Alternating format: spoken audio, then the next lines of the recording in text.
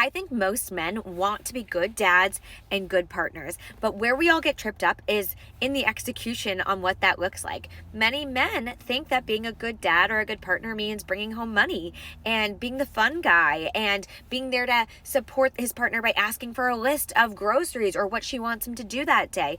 Most men want to be good. I don't think most men go into marriage or fatherhood saying, I want to be a shit dad, right? They say that they want to be active participants. They say they want equity, but then they don't actually know how to provide it because they haven't been taught, because society doesn't tell men how to be good dads or what it looks like to be a good dad or what it means to be a good partner. And I think this is where we struggle, because what will happen oftentimes is because men don't inherently believe in themselves as nurturers or caregivers to children, they will kind of pass the buck to their partner as the expert on that matter. They'll say, hey, I'm taking her lead. I'm letting her show me the way. But when you do that, you're putting the work on your partner, because oftentimes women, we don't know how to be good moms or good partners. We're just learning. We're reading books. We're following social media accounts. We're doing this work to be good mothers and to be good partners.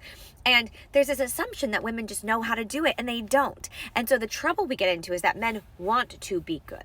And wanting to be good is one part of it, but actually being a good parent is different. It requires different work and a level of care and a level of research and execution that many men aren't aware of and not willing to do.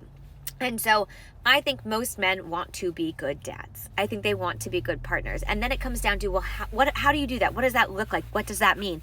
And this will depend on your home. This will depend on your family situation. This will depend on your kids. But for me, that means my husband's an active parent. He knows as much about our kids as I do. That means he was doing overnights with me. That means he was feeding our children, doing their diapers, taking them to drop-offs, taking sick days when they're sick. He comes to doctor's appointments. He's able to tell the doctor their developmental milestones. He knows these things about his kids. And now that they're older, he's helping take them to dance class or soccer practice, and he's making them dinners, and he's getting them up for school in the morning. Like, those are the things that make him a good dad, because he's an active participant. For me, him being a good dad is not just being fun. It's not him being here when we need him or being able to ask him for help with the kids. That's not enough for us. For me, I needed a really active participant in our home.